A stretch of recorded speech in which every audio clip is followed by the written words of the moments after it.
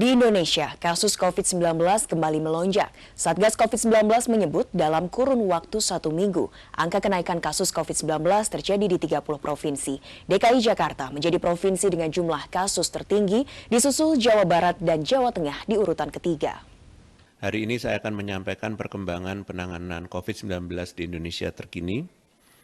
Dalam 6 minggu terakhir, baik kasus positif, kasus aktif, dan kematian mengalami kenaikan kurang lebih 2 kali lipat.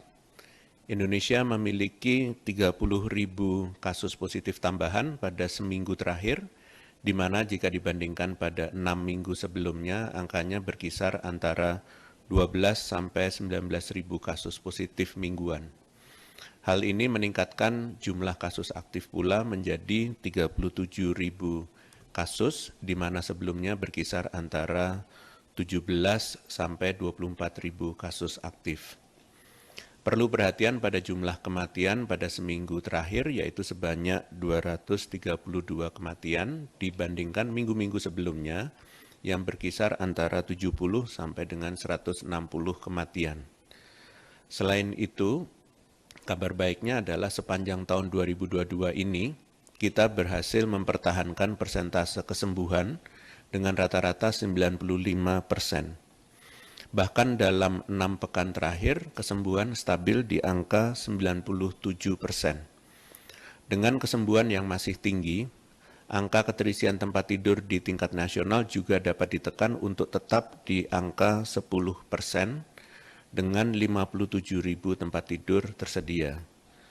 Selanjutnya, jika melihat pada positivity rate mingguan, angkanya terus mengalami peningkatan dalam 6 minggu terakhir. Per 6 November, angka positivity rate mingguan sebesar 16%, lebih tinggi jika dibandingkan dengan 6 minggu sebelumnya yang hanya 5%. Dan jika dilihat dari 5 provinsi tertinggi, maka DKI Jakarta menjadi yang tertinggi untuk kasus positif, yaitu 11.422 kasus positif mingguan. Jawa Tengah menjadi yang tertinggi untuk kematian, yaitu 63 kematian mingguan, dan Sumatera Selatan menjadi yang tertinggi untuk bor mingguan, yaitu 22,83%.